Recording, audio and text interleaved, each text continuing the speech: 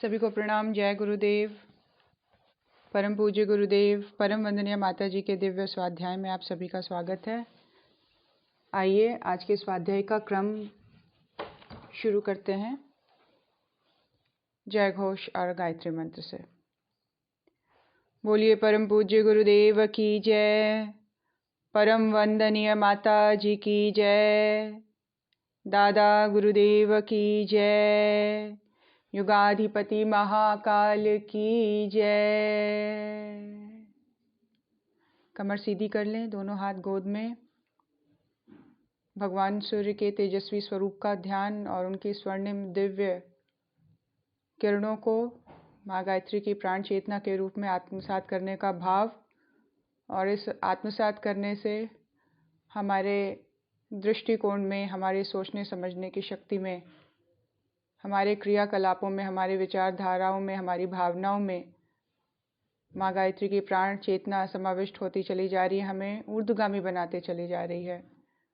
हमारा सोचना समझना सब निखरता चला जा रहा है, हमारा सुनना देखना सब एनलाइटन होता चला जा रहा है, पवित्र होता चला जा रहा है, प्योरीफाई होता चला जा रहा है। ऐसा मनोभाव अंतर्मन में दृढ़ करते हुए महामंत्र गायत्री मंत्र एक साथ।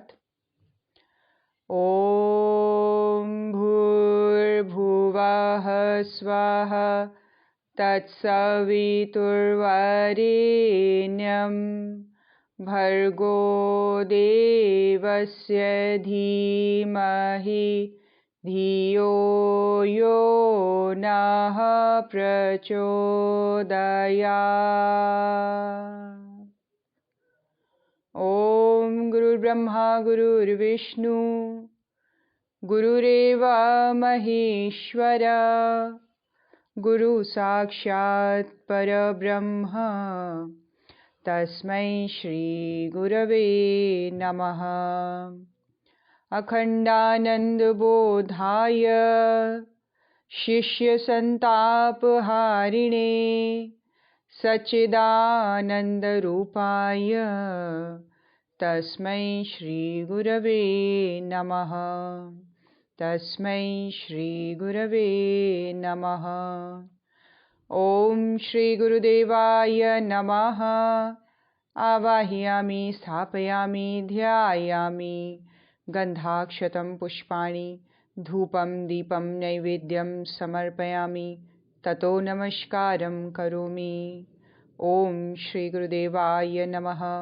माता भगवते नमः। दादा गुरुदेवाय नमः। परम पूज्य गुरुदेव, परम वंदनीय माता जी के वात्सल्यमय, ममतामय, करुणामय सानिध्य में बैठने का भाव अंतःकरण में दृढ़ करते हुए आइए आज के स्वाध्याय का क्रम शुरू करते हैं। आइए आज के क्रम में गुरुदेव हमें बता रहे हैं भविष्य का संपूर्ण व समग्र विज्ञान अध्यात्म है, और इस चीज़ की पुष्टि किस तरह से अन्य आध्यात्मिक चिकित्सकों ने विश्व में की है, इस बात के लिए हम सभी को तैयार करते हैं। गुरुदेव बड़े ध्यानपूर्वक सुनेंगे। गुरुदेव बता रहे हैं आध्यात्मिक चिकित्सा के संबंध में विश्व दृष्टि इन दिनों सार्थक ढंग से बदल रही है। विश्व भर के मनीषियों के दृष्टिकोण आश्चर्यजनक ढंग से परिवर्तित हो रहे हैं।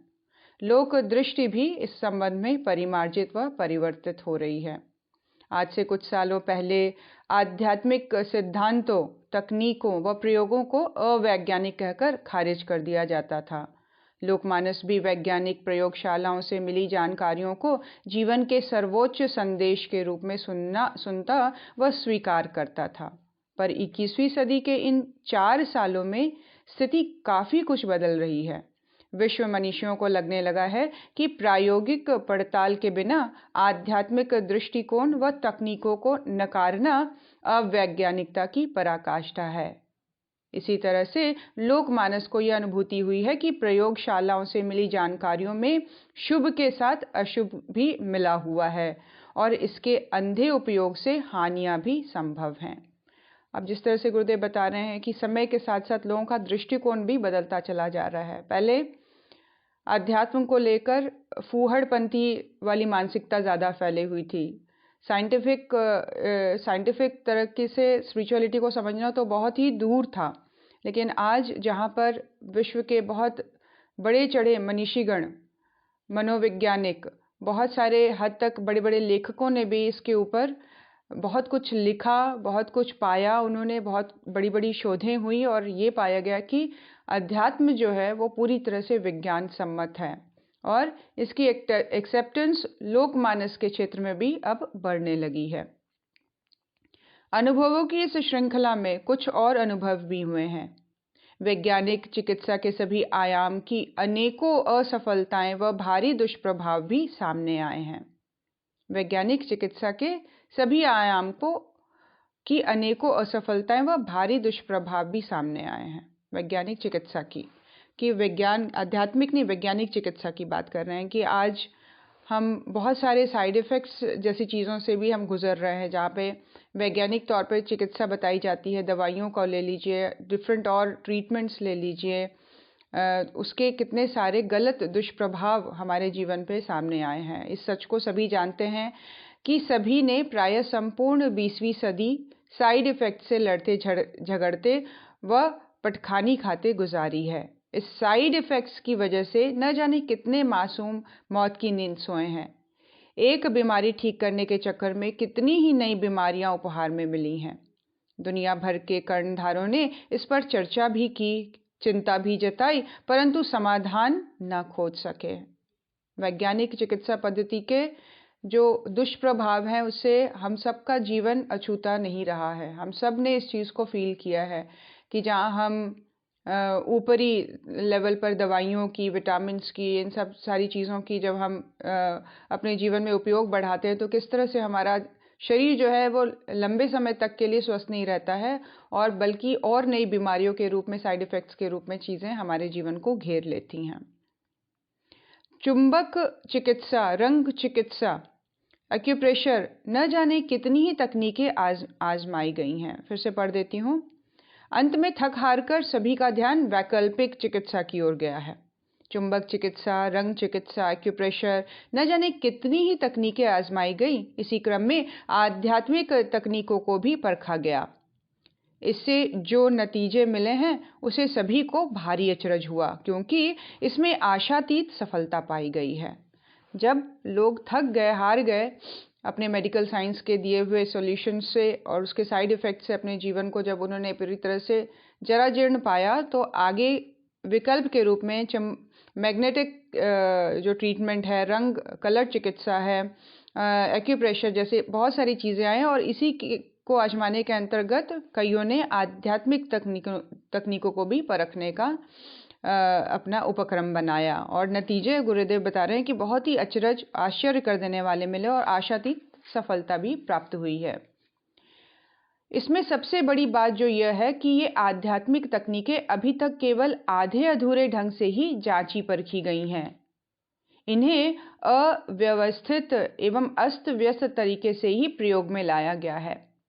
इनके प्रायोगिक क्रम में अभी इनकी वास्तविक और संपूर्ण विधि व्यवस्था को अपनाई ही नहीं गई। इसके बावजूद मिलने वाले नतीजों ने वैज्ञानिकों को हैरान कर रखा है। इनसे मिलने वाली विश्रांति, घटने वाला तनाव, जीवन शक्ति में भारी अभिवृद्धि आदि कुछ ऐसे परिणाम हैं जिन्हें सभी के दृष्टिकोण को परिवर्तित कर दिया है। क्या कह रहे हैं गुरुदेव कि अभी जो भी रिसर्च चला है उसका जो बेस है वो बड़ा ही आधे अधूरे तरीके से की गई आध्यात्मिक चिकित्सा है, या कह लीजिए कि अभी संपूर्ण तरीके से आध्यात्मिकता को लेकर इस प्रयोग को नहीं किया गया है। अगर इस प्रयोग को पूरे व्यवस्थित तरीके से किया जाए तो इसको बहुत ही आश्चर्य कर देने वाले परिणाम सामने आते हैं। अभी जिस लेवल पर रिसर्च हुआ है या रिजल्ट्स पाए गए हैं उसमें बहुत सारे ऐसे एग्जाम्पल्स हैं जिसमें परेशानियां के घटने के, तनाव के घट जाने के, जीवन शक्ति की अभिवृद्धि के रूप में बहुत सारे सत्परिणाम देखने को मिले हैं, जिससे लोगों का जो आम लोक प्रचलन में जो दृष्टिकोण बना हुआ है अध्यात्म को लेकर, उसमें भारी परिवर्तन आया है। कभी इसे अवैज्ञानिक कहने वाले वैज्ञानिक इसकी वैज्ञानिकता को स्वीकार करने के लिए विवश हो गए हैं। अब साइंस भी, अब डॉक्टर्स भी, अब साइंटिस्ट भी इसकी वैज्ञानिकता को स्वीकार करने के लिए वो एक तरह से विवश हो गए हैं। इनमें से कुछ ने तो इस बिंदु पर अपने विचारोत्तेजक निष्कर्ष भी प्रकाशित किए हैं। इन्हीं निष्कर्षों में से एक है मार्टिन रूथ चाइल्ड की पुस्तक spirituality and it's scientific dimensions, यानी कि आध्यात्मिक और उसके वैज्ञानिक आयाम। मार्टिन रूथ चाइल्ड प्रख्यात न्यूरोलॉजिस्ट हैं। उनके द्वारा किए गए शोध कार्यों को विज्ञान जगत में सम्मानपूर्वक स्वीकार किया है।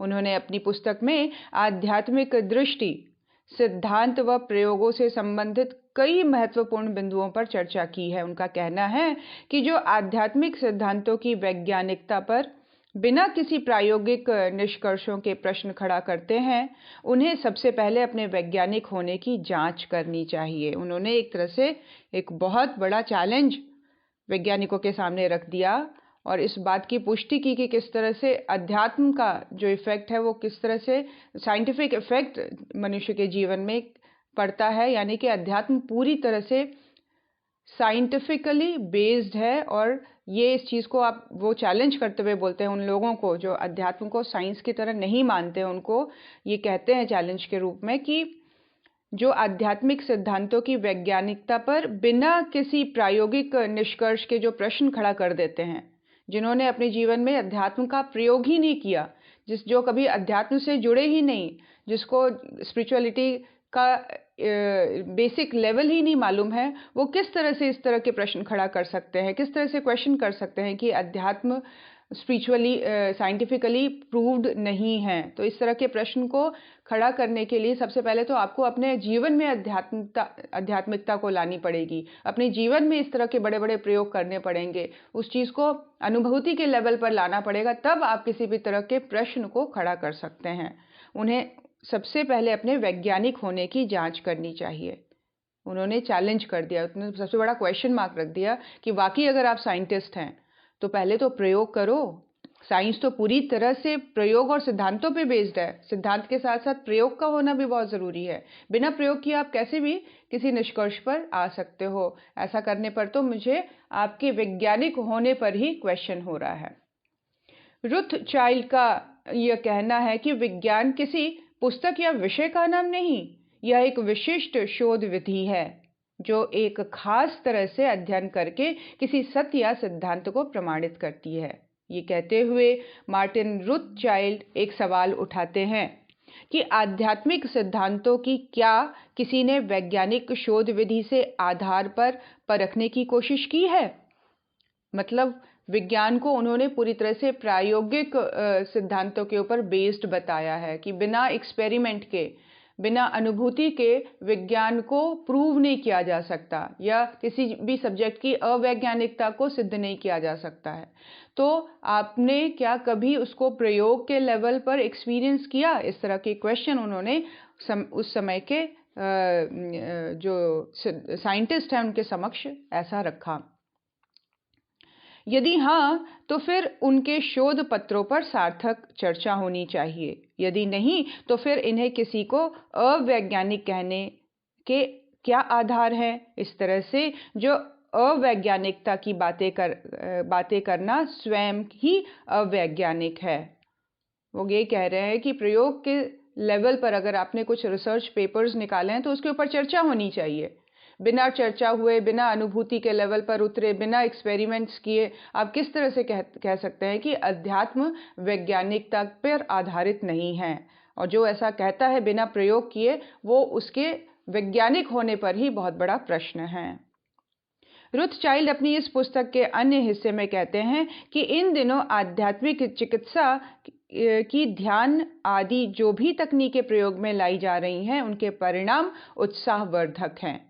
मेडिटेशन को उन्होंने बहुत बड़े तरीके पर सपोर्ट किया है। ये न केवल चिकित्सा जगत के लिए बल्कि संपूर्ण मानवता के लिए कल्याणकारी है।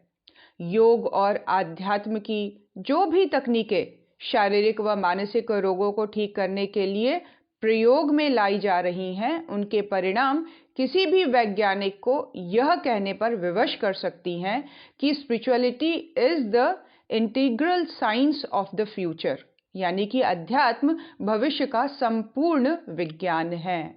बहुत सुंदर बात उन्होंने उठाई और बहुत सुंदर तरीके से इसको कहा कि योग और अध्यात्म की जो भी टेक्निक्स हैं, जो भी हमें तौर तरीके ऋषियों ने बताए हैं, चाहे वो ध्यान हो, चाहे वो अनुष्ठान हो, चाहे योग हो, चाहे बंध प्राणायाम जैसी चीज़ें हों, जो हमारे जो प्राण ऊर्जा है उसको ऊर्ध्वगामी बनाती है, उच्च स्तरीय बनाती है, उसके परिणाम के स्वरूप में वो कह रहे हैं कि वैज्ञानिक को यह कहने पर विवश कर देती है। हर एक वैज्ञानिक अगर इसको प्रयोग के लेवल पर, एक्सपेरिमेंट और अनुभूति के लेवल पर इसको एक्सपीरियंस करता है, तो वो इस बात को एक्सेप्ट करने के लिए विवश हो जाएगा कि spirituality is the integral science of the future, यानी कि आध्यात्म भविष्य का संपूर्ण विज्ञान है।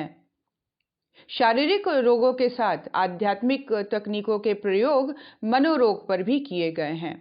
शारीरिक के साथ साथ मनोरोग के ऊपर भी इसका आध्यात्मिक तकनीकों का बहुत बड़ा इम्पैक्ट पड़ता है। इस संबंध में विलियम वेस्ट की पुस्तक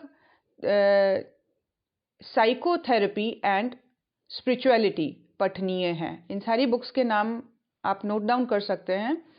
ये सारी बुक्स अवेलेबल होंगी अपने इसमें अमेज़ॉन में, तो आप मंगवा भी सकते हैं इस चीज़ को और अधिक अच्छी तरह से जानने के लिए। किस तरह से समस्त विश्व में अलग अलग जो मनोविज्ञानी हुए हैं या साइकियाट्रिस्ट हुए हैं या वैज्ञानिक हुए हैं, किस तरह से उन्होंने स्पिरिचुअलिटी को एक्सेप्टेंस दी है और प्रूफ बताया है साइंटिफिकली इसको कि ये पूरी तरह से साइंटिफिकली बेस्ड है, और किस तरह से इन तकनीकों का, आध्यात्मिक तकनीकों का इम्पैक्ट हमारे पर्सनालिटी पर, हमारे शरीर पर, हमारे भावनाओं पर पड़ता है।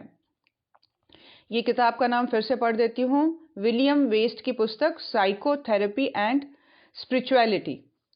इस पुस्तक में विख्यात मनोचिकित्सक विलियम वेस्ट का कहना है कि अब इस जमाने में मनोचिकित्सा व अध्यात्म विद्या के बीच खड़ी दीवार टूट रही है। मनोरोगों का सही व संपूर्ण इलाज आध्यात्मिक तकनीकों के प्रयोग से ही संभव है। संपूर्ण इलाज, पूरी तरह से अगर जड़ से बीमारी को खराब करना, बीमारी को उखाड़ के फेंकना है, तो उसके लिए सिर्फ और सिर्फ आध्यात्मिक चिकित्सा को ही पूर्णता प्रदान की गई है कि ये चिकित्सा पद्धति एकमात्र ऐसी चिकित्सा पद्धति है जो कि बीमारी को, रोग को, चाहे वो मनोविज्ञान के लेवल पर हो, और या शरीर के लेवल पर हो, किसी भी लेवल पर हो, वो पूरी तरह से जड़ से उस रोग को समूल नष्ट करने की शक्ति रखता है। उनका कहना है कि ज़माने में मनोचिकित्सा व अध्यात्म विद्या के बीच की जो दीवार है, जो डिफरेंसेस है, वो अब टूटने लगी है। मनोरोगों का सही व संपूर्ण इलाज आध्यात्मिक चिकित्सा के प्रयोग से ही संभव है। उन्होंने एक अन्य शोध पत्र में यह भी कहा कि आध्यात्मिक जीवन शैली को अपनाने से लोगों को मानसिक रोगों की संभावना नहीं रह जाती है। अगर आध्यात्मिकता को सही तरीके से अपनाने का हम प्रयास करते हैं, सही तरीके से हम इसको जानने का प्रयास करते हैं, एक्सेप्ट करते हैं, कुछ चीज़ों को लेकर चलने लग जाते हैं सिद्धांतों के रूप में, क्रियाकलाप के रूप में, व्यवहार के रूप में, तब वो हमारे मनोरोग का भी निष्कासन करना शुरू कर देता है। मनोरोगों से मुक्ति पाना भी संभव हो जाता है। आध्यात्मिक जीवन शैली को अपनाने वाले लोग मानसिक रोगों की संभावना उनमें रही ही नहीं जाती है। इस क्रम में उन्होंने प्रार्थना व ध्यान को मनोरोग की कारगर औषधि बताया। प्रार्थना के बारे में हम सभी अभी सुन रहे हैं, विनीता दीदी बहुत सुंदर तरीके से हमें बता रही हैं किस तरह से प्रार्थना का इम्पैक्ट होता है, कैसे प्रार्थना करनी चाहिए। यहाँ पे डॉक्टर विलियम वेस्ट बता रहे हैं अपनी पुस्तक में कि किस तरह से प्रार्थना करने और ध्यान करने से उसका इम्पैक्ट जो है वो मनोरोगों को की औषधि के रूप में वो कारगर सिद्ध हुआ है। अध्यात्म चिकित्सा के संबंध में विश्व दृष्टि को परिवर्तित करने वालों में डॉक्टर ब्रायन विज का नाम उल्लेखनीय है। ब्रायन विज, जिनका बहुत ही फेमस वो बुक है मैनी लाइव्स मैनी मास्टर्स, इसके बारे में पहले भी चर्चा की जा चुकी है। जिन्होंने नहीं पढ़ा है वो ज़रूर पढ़ें, हिंदी में भी अवेलेबल है। Doctor Brian Weiss, many masters many life, या मैनी लाइफ मैनी मास्टर्स, ऐसे कोई किताब का नाम है। पेशे से डॉक्टर विज साइकियाट्रिस्ट हैं, परंतु अब वे स्वयं को आध्यात्मिक चिकित्सक कहलाना पसंद करते हैं। उनकी कई पुस्तकें, जिनकी चर्चा पहले भी की जा चुकी है, आध्यात्मिक चिकित्सा की सार्थक उपयोगिता को प्रमाणित करती है। इनका कहना है कि आध्यात्मिक सिद्धांतों व साधना से ही संपूर्ण जीवन बोध संभव है। इतने बड़े साइकियाट्रिस्ट, विदेश में रहने वाले, जिन्होंने अपनी बुक के द्वारा एक तरह से एक रिवॉल्यूशन ले आए लोगों के जीवन में, जिन्होंने भी पढ़ा उन्होंने ये जान लिया किस तरह से वो अपने मनोरोगों की चिकित्सा कर सकते हैं, किस तरह से अपने आप को और औरों को क्षमा करके आगे बढ़ा जा सकता है, अपने आप को हल्का फुल्का रखा जा सकता है, जीवन में आगे बढ़ सकते हैं। इसी में उन्होंने इस चीज़ को की पुष्टि दी है कि किस तरह से आध्यात्मिक चिकित्सा जो है वो पूरी तरह से एक तरह से प्रमाणिक तरीके से अपनाई गई एक जीवन शैली का नाम है और किस तरह से ये पूरी तरह से साइंटिफिकली बेस्ड है। उन्होंने अपनी चर्चा में आध्यात्मिक चिकित्सा की सार्थकता और उपयोगिता को प्रमाणित किया है। उनका कहना है कि आध्यात्मिक सिद्धांतों व साधना से संपूर्ण जीवन बोध संभव है। अपने संपूर्ण जीवन की जानकारी पूरी तरह से संभव है। कैसे? आध्यात्मिक साधनाओं और सिद्धांतों को अपनाते हुए। चिकित्सा के संबंध में जब भी वैज्ञानिक असफलताओं की बात होती है तो इसका कारण एकांगीपन होता है। विज्ञान कहता है कि इंसान केवल देह मात्र है, जो कि सच नहीं है। हमारा जीवन देह, प्राण, मन व आत्मा का संयोग है और ये संपूर्ण आयाम आध्यात्मिक दृष्टि के बिना नहीं जाने जा सकते हैं। बहुत सुंदर बताया कि हम अपने जीवन का संपूर्ण बोध चाहते हैं, हम पूरी तरह से अपने आप को जानना चाहते हैं, तो इसके लिए अपने सारे डायमेंशन में संपूर्ण रूप से अपने आप को जानना पड़ेगा। हम सिर्फ शरीर नहीं, हम शरीर के अलावा मन, प्राण, आत्मा भी हैं, चेतना भी है। तो इस लेवल पर जब हम अपने आप को जानते हैं तो उसको वो बुद्धि, वो दृष्टि, वो समझ एक आध्यात्मिक दृष्टि के बिना मिलनी पॉसिबल ही नहीं है। एक अन्य वैज्ञानिक रिचर्डसन कार्लसन का अपने शोध निष्कर्ष spirituality a complete science of life, यानी कि आध्यात्मिकता जीवन का संपूर्ण विज्ञान है, इसमें इन तथ्यों का खुलासा किया है। उनका मानना है कि अध्यात्म के बिना जीवन का संपूर्ण बोध असंभव है। कार्लसन कहते हैं कि जिस तरह से कटी हुई उंगलियों के सहारे मानवीय देह की समग्रता को नहीं जाना जा सकता, उसी तरह केवल देह के बलबूते संपूर्ण अस्तित्व को जानना संभव नहीं है। हर एक विज्ञानी इस चीज़ को पूरी तरह से एक्सेप्ट कर रहे हैं। क्यों?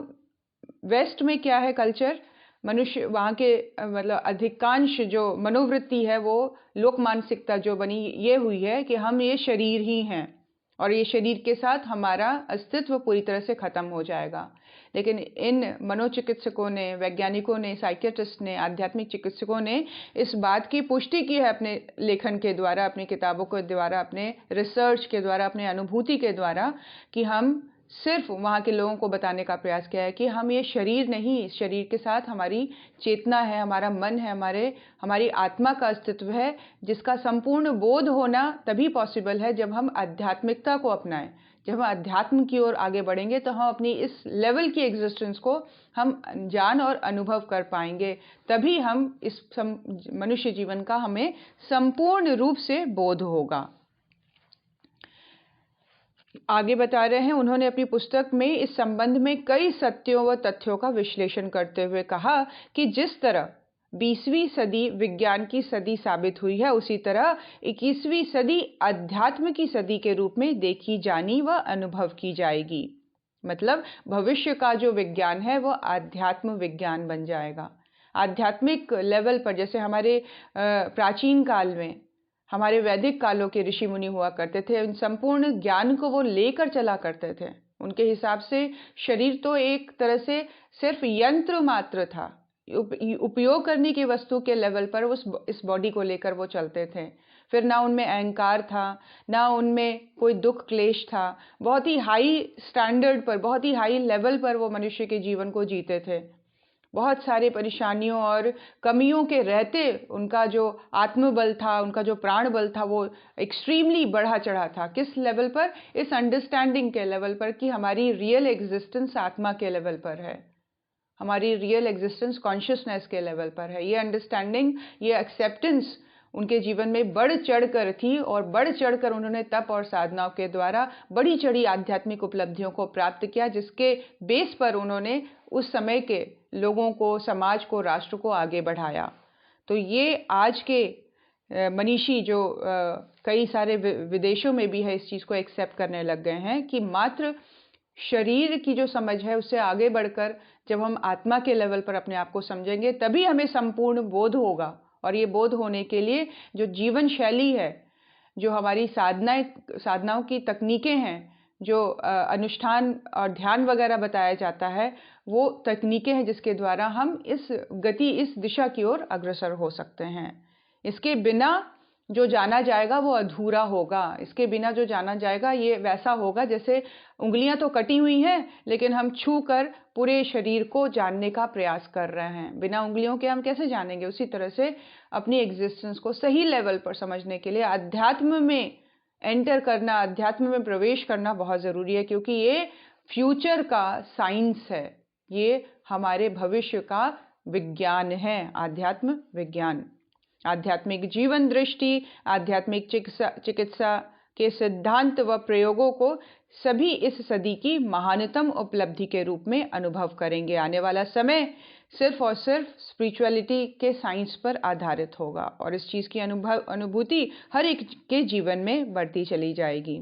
इसीलिए यही उपयुक्त है कि आध्यात्मिक स्वास्थ्य का अर्थ समझें व अध्यात्म चिकित्सा की ओर आगे कदम बढ़ाएं। हमारे समाज में आज के ऐसे संकट में काल में भी कई ऐसे लोग हमें दिखाई दे जाते हैं, विरले होते हैं लेकिन कई ऐसे दिखाई दे जाते हैं जो बड़ी ही आध्यात्मिक स्तर का, जिन्होंने अपने आजीवन जो जीवन की रूपरेखा थी उनकी बड़ी आध्यात्मिक थी, बड़े ही शालीन ढंग से, बैलेंस ढंग से, डिसिप्लिन तरीके से, व्यवस्थित तरीके से जिन्होंने जीवन जिया और 90 वर्ष के होकर जीवन में अपने कामों को अंत तक अपने हाथों से करते हुए इस जीवन लीला को उन्होंने समाप्त किया। ऐसे ऐसे लोग हमारे समाज में आज भी हैं, विरले हैं लेकिन दिखाई पड़ते हैं और इस बात का प्रूफ देते हैं अपने जीवन के माध्यम से कि किस तरह से आध्यात्मिकता को अगर हम जीवन में लेकर चलते हैं, हम डिसिप्लिन होने को, संयम को और सदाचार को जब हम जीवन में लेकर चलते हैं तो किस तरह से हम समस्त मानवीय जीवन की उपलब्धियों को हस्तगत करते हुए एक संपूर्ण,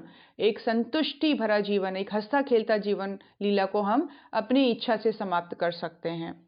आगे के क्रम में समय है, पढ़ देती हूँ। गुरुदेव बता रहे हैं, पंचशीलों को अपनाएं, आध्यात्मिक चिकित्सा की ओर बढ़ें। पंचशील कौन कौन से हैं?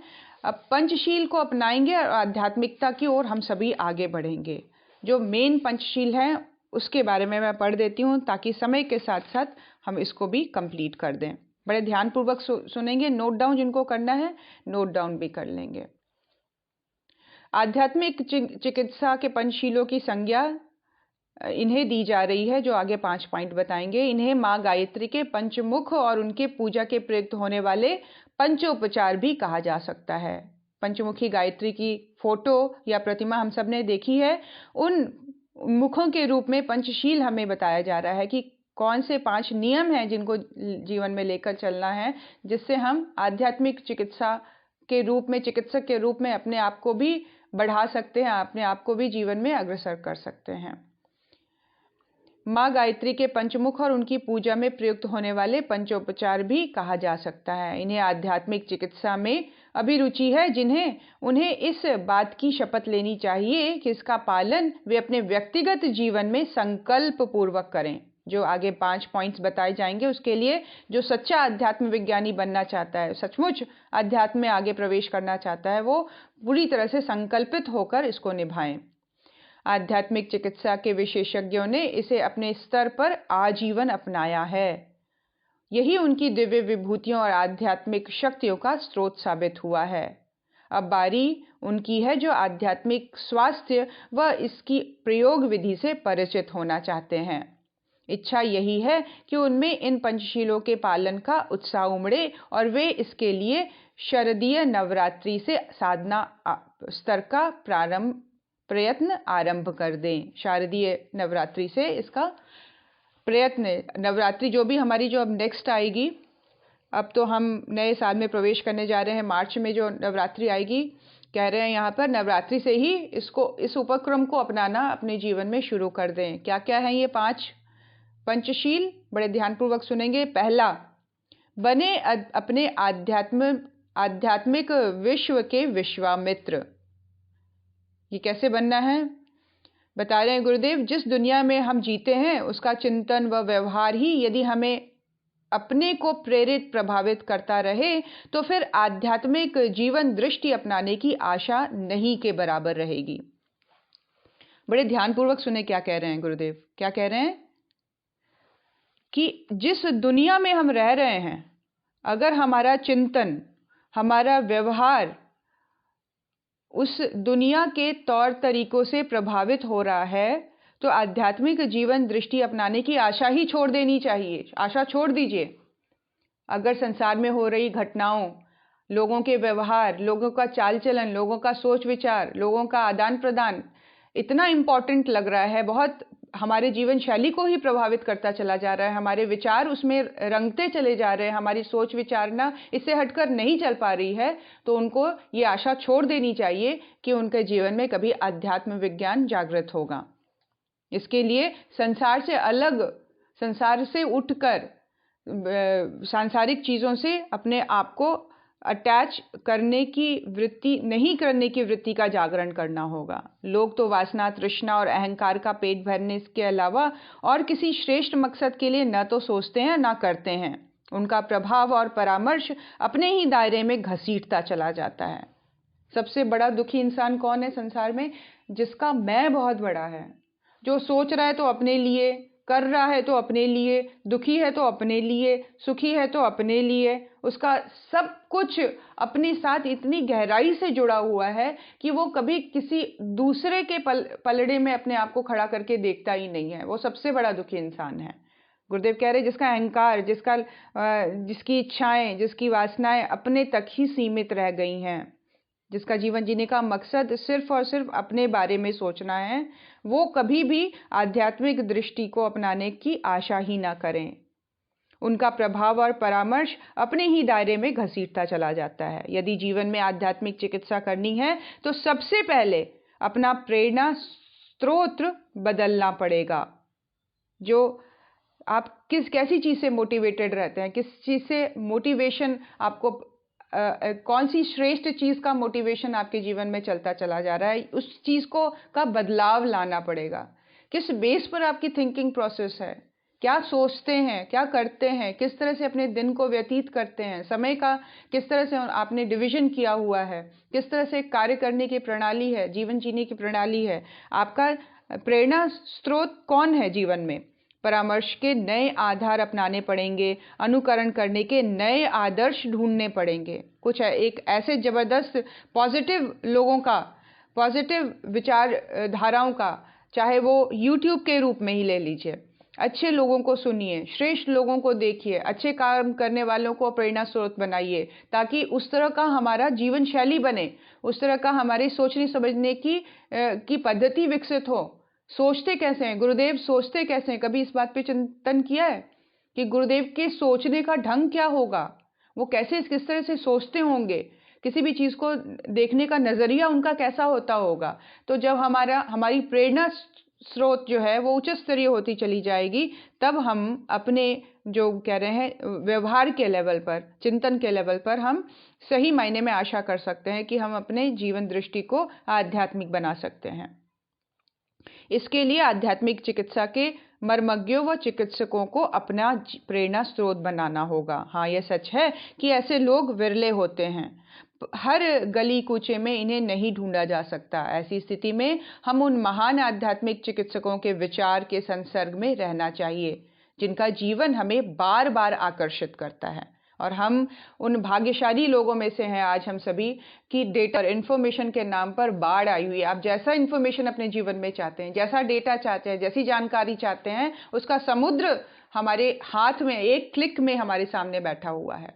यूट्यूब में आप देखिए, विवेकानंद जी के बारे में देखिए, रामकृष्ण परमहंस जी के बारे में देखिए, ऑडियो सीरीज अवेलेबल हैं एक से एक, है ना। अपने रमन महर्षि के बारे में, और बड़े बड़े ऋषियों के बारे में जो कि आध्यात्मिक चिकित्सक रह चुके हैं, जिनको देख के हमारे जीवन में प्रेरणाएं उच्च स्तरीय आ सकती हैं, उच्च स्तरीय संभावनाओं से हम जुड़ सकते हैं, उनके विचार करने की शैली को हम जान सकते हैं। डॉक्टर अब्दुल कलाम आज़ाद का आप ऑटोबायोग्राफी सुनिए, आपको एकदम एक सेकंड के लिए ऐसा लगेगा कि कौन सी कीचड़ में हम घुसे रहते हैं हमेशा संसार में, इधर उधर लोगों को, रिश्तेदारियों को इधर उधर देखते रहना, लोगों की का मनन चिंतन करते रहना। उसको छोड़कर यहाँ पे कह रहे हैं कि एक बहुत बड़ा प्रेरणा स्रोत अपने जीवन में खड़ा करना पड़ेगा, एक अनुकरणीय जो आपको लगता हो, आपको आकर्षित करता हो अंतर्मन से, ऐसे व्यक्तित्व के विचारों के साथ जुड़ने का उपक्रम अपने जीवन में बनाना पड़ेगा। और आज की डेट में ये डिफिकल्ट नहीं है, बहुत आसान है, बहुत इजी है। हमारी प्रेरणा स्रोत युग ऋषि परम पूज्य गुरुदेव, महर्षि श्री अरविंद, स्वामी विवेकानंद स्तर के कोई भी महामानव हो सकते हैं। इनमें से किसी से और इनमें से कभी सभी से अपना भाव भरा नाता जोड़ा जा सकता है। अपने जीवन की महत्वपूर्ण समस्याओं के समाधान के लिए इनके व्यक्तित्व व विचारों से परामर्श लिया जा सकता है। इन सब की हैसियत हमारे जीवन में परिवार के सदस्यों की तरह होनी चाहिए। कितना सुंदर लाइन बता रहे हैं कि इनको कैसे एक्सेप्ट करना है अपने जीवन में, एज अ रिलेटिव। अपने नए रिश्तेदार बनाइए जिनसे हमें प्रेरणा मिले, जिनसे हमें काम करने का जज्बा आए, एक नया सोच विचारधारा उत्पन्न हम सबके जीवन में हो। इस तरह का एक सोचने का पैटर्न नई तरीके से विकसित करने का। मन बार बार भागेगा संसार की ओर, मन बार बार भागेगा निम्न स्तर के विचारों की ओर। उसको रोक के इंगेज करना है कि अभी 1 घंटा मैं ये सुनूंगी, अभी 1 घंटा ये मैं देखूंगी, उसके बाद कुछ करना है। और ये प्रैक्टिस इतनी डीप हो जाएगी बार बार सुनते रहने से, बार बार मिलते रहने से, बार बार उनसे जुड़ते रहने से, कि एक वृत्ति, एक नए तरह की टेंडेंसी डेवलप हो जाएगी। यहाँ पे विचारों और व्यवहार को उस लेवल पर उतारने की बात हो रही है। तो सबसे पहले तो हमारे पास कुछ इजीली अवेलेबल चीज़ें होनी चाहिए जो हम काम करते हुए सुनते रहें, निरंतर हमारे कान में गुंजायमान रहे। कुछ अच्छी बातें जो चलती रहें, हम सुनते रहें, काम भी करते रहें।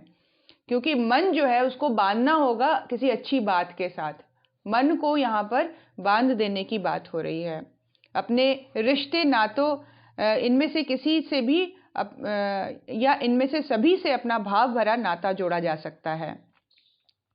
अपने जीवन की महत्वपूर्ण समस्याओं का समाधान किया जा सकता है। हमारे जीवन में परिवार के सदस्यों की तरह इनकी स्थिति होनी चाहिए। महर्षि विश्वामित्र की भांति हमें संकल्प पूर्वक अभी इन्हीं क्षणों में अपना यह नया आध्यात्मिक विश्व बसा लेना चाहिए। एक नया आध्यात्मिक विश्व बसाने की बात करें, एक नया परिवार आज हम लोग सभी बनाए बैठ के। अपने नए रिश्तेदार जोड़े इन लोगों को। ये हमारे रिश्तेदार थे, इनको हमने अलग कर दिया, इनसे हम दूर हो गए, इनको हमने महामानव कह के अपने आप से दूर कर दिया है। उनको अपने आप से जोड़ें, इनको अपने चाचा ताया मामा बनाएं, इनको अपने पास बैठाएं, इनके पास बैठे अपने दादा दादी की तरह मानकर। तो जब हम इनको अपना बना लेंगे, इनका स्मरण करेंगे, इनका आवाहन करेंगे अपने जीवन में, तो वो उसका जो रिफ्लेक्शन है हमारे थॉट प्रोसेस में होने लग जाएगा, हमारे सोचने समझने के तरीके में होने लग जाएगा। गुरुदेव कह रहे हैं आज ही वो क्षण है कि एक नया आध्यात्मिक विश्व आप अपने घर में आज बसा लें। दैनिक क्रियाकलापों को करते हुए हमें अपना अधिकतम समय इन्हीं आध्यात्मिक विश्व में बिताना चाहिए। अपना आध्यात्मिक लोक, एक सटल वर्ल्ड, एक विचारों की दुनिया जिसमें हम अधिकांश रूप से बैठ जाएं। शरीर को ठीक रखने के लिए अधिकांश समय कितना चाहिए हमें? 1 घंटे में घर की सफाई हो जाती है, 1 घंटे में खाना बन जाता है। चलिए शॉपिंग करना हो, मान लीजिए सब्जी उब्जी लेने जाना हो आसपास की मार्केट से, 1 घंटे 1.5 घंटे में ले जाया जा सकता है। और आगे खाना पीना बनाना और खाने में मान लीजिए 1 घंटा और, चलिए 6 घंटे आप लेके चलिए। 6 घंटे हम सोते हैं, बाकी बचा हमारे पास 18 घंटे और। क्या करते हैं हम? कभी सोचा है इस बात को लेकर? किस दुनिया में रहते हैं, कैसी दुनिया हमने बनाई हुई है? कई लोगों को दुश्मन बना के सोचते रहते हैं उसके बारे में। कई बार अपने ही भाई बहन बिल्कुल ही बेकार और निठल्ले लगने लग जाते हैं, दुश्मन लगने लग जाते हैं। ये क्या होता है, हम अपने रिलेशंस जिसको हमने ग्रांटेड ले लिया है, हम उसी को बहुत ही बदसूरत बना देते हैं। और जो हमारे पास समय है उसको और ज़्यादा खिन्नता में दुखी होकर, परेशान होकर हम बिताने लग जाते हैं।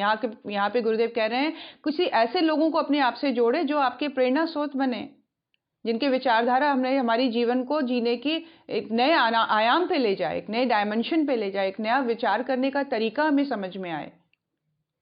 तो अब एक नई दुनिया बसानी है अपने लिए, जहां पर अधिकांश समय बिताना है। ये कह रहे हैं गुरुदेव कि अब ऐसा करो कि उस दुनिया में तुम अपना अधिकांश समय बिताओ, अपने इस आध्यात्मिक विश्व में अधिकांश समय बिताना चाहिए। ऐसा हो सके तो समझना चाहिए कि आपकी आध्यात्मिक चिकित्सा का एक बहुत महत्वपूर्ण आधार आपको मिल गया है।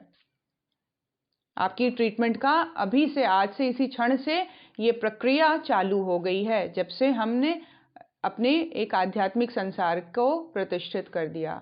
हम उसके साथ जुड़ गए, वो मेरे साथ बना हुआ है। निरंतर हम ये सोचे, हम जो सुन रहे हैं, जैसे रामकृष्ण परमहंस के बारे में सुनना अच्छा लगता है।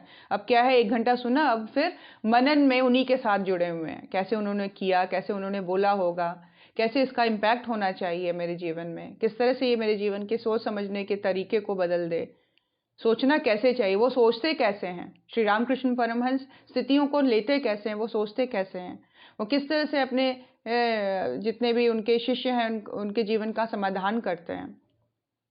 उनका इंटेंशन क्या होता है, ऐसे लोगों के जीवन में आने का क्या इंटेंशन होता है, किस तरह से गुरुदेव ने जीवन को जिया, वो सोचते कैसे होंगे। क्या उनके बच्चों की परेशानियां उनको नजर नहीं आती होंगी, कितने कम चीज़ों में उन्होंने समय को व्यतीत किया, किस तरह से कम जिसको बोलते हैं फैसिलिटीज़ में आदरणीय जीजी माँ और उनके भाई पले बड़े, किस तरह से उन्होंने इस सारे सर्कमस्टांसेस में उनका माइंडसेट कैसा रहा होगा, किस सोच के साथ वो आगे बढ़ते चले गए होंगे, किस तरह से उन्होंने अपने रिश्तेदारों को तो छोड़ा, उनको तो कभी कोई रिश्तेदार उनके लिए काम ही नहीं आया। अकेले बिल्कुल 1 मैन आर्मी की तरह वो आगे बढ़ते चले गए। हम क्यों नहीं बढ़ सकते? हमारी डिपेंडेंसी इतनी क्यों बढ़ी चढ़ी है? हर एक चीज़ में खुश रहने के लिए भी कोई ना कोई आधार हमें बाहर से क्यों चाहिए होता है? हम अपने आप में कंप्लीट क्यों नहीं है? हम अपने आप में पूरी तरह से संतुष्ट कैसे हो सकते हैं? तो ये इन लोगों की लाइफ के थ्रू हम अपने जीवन में ये अंडरस्टैंडिंग बढ़ाएं। ये पॉइंट नंबर 1, जहाँ पे पंचशीलों का सबसे पहला आधार बताया जा रहा है, बने अपने आध्यात्मिक विश्व के विश्वामित्र। थॉट प्रोसेस के लेवल पर अपने से बहुत हाईएस्ट जो सोल्स रह चुकी हैं, जिसको आध्यात्मिक चिकित्सक के रूप में देखा जा सकता है, उनके विचारों से अपने आप को जोड़ना, उनके दुनिया में रमण करने लग जाना, अपना एक सूक्ष्म संसार, अपने एक नए रिश्तेदार उनको बनाना और उनके साथ घूमना, उनके साथ चाय पीना, उनके साथ खाना खाना, उनके साथ बैठना, उनके साथ गप करें, उनके साथ हमारी इंजॉयमेंट शुरू हो जाए। फिर जो डिस्टर्बेंस अभी तक के सिचुएशन में लग रही है हमें, परिस्थितियों के लेवल पर, रिलेशंस के लेवल पर, वो सारी चीज़ें गौण होने लग जाएंगी। बिल्कुल जैसे जिसको बोलते हैं पानी में घुल जाने वाली स्थिति होने लग जाएगी, गायब होने लग जाएगी चेतना से, एकदम उखड़ के दूर चली जाएगी, वो एग्जिस्ट ही नहीं करेगी। फिर सब अच्छे लगेंगे, फिर किसी में कोई प्रॉब्लम ही नहीं दिखेगी, क्योंकि हमारी दुनिया ही अलग है, हम जुड़े ही किसी और से हुए हैं। दुखी कौन करता है, दुख कौन देता है? जो अपना होता है। जब अपने होने के लेवल पर बहुत ही उच्च स्तरीय लोगों के साथ जुड़ गए तो वो दुख नहीं देंगे तो मन भी दुखी नहीं होगा। कोई पड़ोस से आके अनजाना व्यक्ति हमें दुखी नहीं करता है, हमारे अपने ही हमें दुखी करते हैं। इसीलिए अपने होने के लेवल पर बहुत ही उच्च स्तरीय प्रेरणा स्रोतों को अपने जीवन से जोड़ें, नए रिश्तेदार बनाएं, वो अपनापन उनके साथ हमारा बढ़ता चला जाए। नंबर 2, साधना के लिए बढ़ाएं साहसिक कदम। पंचशील नंबर 2, क्या करना है? आज के दौर में साधना का साहस विरले ही कर पाते हैं। इस संबंध में बातें तो बहुत होती हैं, पर प्रत्यक्ष में कर सकने की हिम्मत कम ही लोगों में रह जाती है। बाकी लोग तो इधर उधर के बहाने बनाकर कायरों की तरह मैदान छोड़कर भाग जाते हैं। ऐसे कायर और भीरू जनों की आध्यात्मिक चिकित्सा संभव हो ही नहीं सकती। साधना को बहुत दृढ़ तरीके से लेकर चलने की वृत्ति का जागरण करना होगा कि एक सोच लिया है मैंने, इस समय को ठान लिया है, इतनी मात्रा को ठान ली है, ये मैंने करना ही करना है, इस प्रिंसिपल पर मैंने चलना ही चलना है, इस आदर्श को लेकर मैंने अपने जीवन में चलना है, इसको कभी छोड़ना नहीं है। उसी के बेस पर आध्यात्मिक चिकित्सक बनने की संभावना खुलती है। जो साहसी हैं वे मंत्र जप व ध्यान आदि प्रक्रियाओं के प्रभाव से अपनी आस्थाओं, अभिरुचियों, आकांक्षाओं को परिष्कृत करते हैं। वे अनुभूतियों के दिवा स्वप्नों में नहीं खोते। इस संबंध में की जाने वाली चर्चा व चिंता के शेख चिल्लीपन में उनका भरोसा नहीं होता है। क्या बता रहे हैं कि जो साहसी होते हैं वे मंत्र जप व ध्यान आदि प्रक्रियाओं के प्रभाव से अपनी आस्थाओं, अभिरुचियों व आकांक्षाओं को परिष्कृत करते हैं। मंत्र जप व ध्यान की जो प्रक्रिया है वो निरंतर उनके जीवन में चलती है, जिसके बेस पर उनके चॉइसेस, उनका बिलीफ सिस्टम, उनका इंटरेस्ट डेवलप होता चला जाता है, परिष्कृत होता चला जाता है ना। वो शेख चिल्लियों की तरह दूसरी बातों का ध्यान नहीं रखते हैं। वे तो बस अपनी आध्यात्मिक चेतना के शिखरों पर एक समर्थ व साहसी पर्वतारोहण की भांति बढ़ते चले जाते हैं। यहाँ पे चढ़ाई होती है, आराम से चलने वाला इजी वे ऑफ लिविंग, अपना कंफर्ट जोन के अंदर रहकर जिस तरीके से सोचते खाते पीते चले जा रहे हैं, ऐसी जिंदगी वो नहीं जीते हैं। उनका जीवन क्रम जो होता है वो चेतना के शिखरों पर चढ़ने की भांति है। चढ़ाई करने में तकलीफ ही तकलीफ है। एक सेकंड के लिए भी वो मोमेंट नहीं आता है जहाँ पे आप ये सोचो कि अब मैं रेस्ट कर लेता हूँ या अब मैं आराम से बैठ जाती हूँ, छुट्टी मार लेती हूँ। ये वाला फेज आता ही नहीं है। पर्वतारोही को हमेशा ही अलर्ट रहना पड़ता है। चढ़ाई करने के लेवल पर अपने आप को हमेशा ही टाइट रखना पड़ता है। ये जीवन की चढ़ाई है। बातें साधना की और कर्म स्वार्थी व अहंकारी के ऐसे ढोंगियों और गपोड़ियों ने ही आध्यात्मिक साधनाओं को हंसी मजाक की वस्तु बना दी है। ये ढोंग करने वाली स्थिति नहीं है, गप मारने वालों का ये प्रपंच नहीं होना चाहिए। जो साधक है वो ना ज़्यादा बोलेगा ना ज़्यादा दिखाएगा लोगों को कुछ करके, वो मौन रहकर ही अपनी आध्यात्मिक चढ़ाई चढ़ता चला जाएगा। जो सचमुच में साधना करते हैं वे पल पल अपने अंतस को बदलने के लिए प्रयत्नशील रहते हैं। हमेशा एफर्ट यही लगा रहेगा। अपने साथ वो जूझता चला जाएगा, अपनी वृत्तियों को देखता चला जाएगा, अपने तौर तरीकों को सही करता चला जाएगा। इसके लिए वो हमेशा ही प्रयत्नशील रहेगा। उनका विश्वास बातों व विचारों के परिवर्तन में नहीं, अपनी गहराइयों में छुपे संस्कारों के परिवर्तन में होता है। ऊपर के लेवल पर भी नहीं कि मैंने मोह छोड़ दिया है, ऐसा बोलने की जरूरत नहीं पड़ती ऐसे लोगों को कि मैंने अपने सारे संकीर्ण स्वार्थपरताएं त्याग दी हैं, मैंने देखो एक बहुत सादा जीवन जीना शुरू कर दिया है, मैं ये खाता हूँ, ये पीता हूँ, मैं ये ऐसे करता हूँ, वैसा करता हूँ। अपने आप को डिफाइन करने की ज़रूरत नहीं पड़ती है। बहुत ही गहराई पर उतर के वो अपने संस्कारों को भेदता है, संस्कारों में परिवर्तन लाने का प्रयास करता है। मौन रहकर अपने आप को देखता है, अपने आप से बात करता है। आध्यात्मिक प्रयोगों को ये उत्खनन विधियों के रूप में इस्तेमाल करते हैं। जो इसमें जुटे हैं वे इन कथनों की सार्थकता समझते हैं। उन्हीं में वह साहस उभरता है जिसके बलबूते वे अपने स्वार्थ और अहंकार को पांवों के नीचे रौंदने कुचलने का साहस करते हैं। आगे चलकर ऐसे ही विरले जो साधक होते हैं उनके अंतर्मन में अपने अहंकार को पूरी तरह से, अपने स्वार्थ को पूरी तरह से, जिसको बोलते हैं खत्म कर देने की वृत्ति का जागरण हो पाता है और वो ऐसा साहस अपने जीवन में कर पाते हैं। कोई भी क्षुद्रता उन्हें छू नहीं पाती। कष्ट के कंटकों की परवाह किए बगैर वे निरंतर महानता और आध्यात्मिकता के शिखरों पर चढ़ते चले जाते हैं। उन्हें अब चिंता ही नहीं रह जाती। अपनी चिंता तो हो ही नहीं पूरी तरह से। जैसे एक बलिदानी होता है, जैसे राष्ट्र के बलिदान के लिए हमारे कई ऐसे जो स्वतंत्रता सेनानी थे, इतने निर्भय रहते थे, इतने निर्भीक रहते थे कि उनको ये इस बात का डर ही नहीं होता था कि एक बार पकड़े गए तो क्या धुलाई होगी उनको, उनका अंग्रेजी जो सरकार है उनका क्या हाल करेगी, किस तरह से वो, जैसे हम एग्जाम्पल के तौर पर आज के डेट में बहुत ही अच्छी जो ये मूवी बनी, नाम याद नहीं आ रहा है, एनीवेज, तो उसमें जब उन्होंने उसको जब अरेस्ट कर लिया जाता है तो उसमें भय नहीं देखा गया है कि बिल्कुल भी कहीं भी उसको भय है कि उसको कितनी मार, कितनी प्रताड़ना सहनी पड़ेगी। तो गुरुदेव यहाँ पे वही बता रहे हैं कि जो इस साधना के मार्ग पे आगे बढ़ता है तो उसको ये कष्ट कंटकों की का प्रवाह जो है वो खत्म होता चला जाता है। बिल्कुल निरंतर महानता और आध्यात्मिकता के शिखरों पर वो चढ़ता चला जाता है। तो इस तरह की मानसिकता का डेवलप होना कि हम अपने लिए रेयरली अब चिंतित हूँ अपने भविष्य को लेकर, अपने फ्यूचर को लेकर, अपने पास्ट में जो गुजरा है मेरे साथ, क्या हुआ क्या नहीं हुआ, सब फालतू के डिस्कशंस हैं। क्या होगा कहीं क्या नहीं होगा, सब कुछ छोड़कर आगे बढ़ने की साहसी मनोवृत्ति का जागरण। आज से अभी से हम क्या बदल सकते हैं अपने जीवन में, उसको कल से बेटर बना सकते हैं कि नहीं, या वही तौर तरीका, वही घसीटते हुए जीवन को जीने का जो सिलसिला बना हुआ है वही बना के अपने जीवन में रखना है।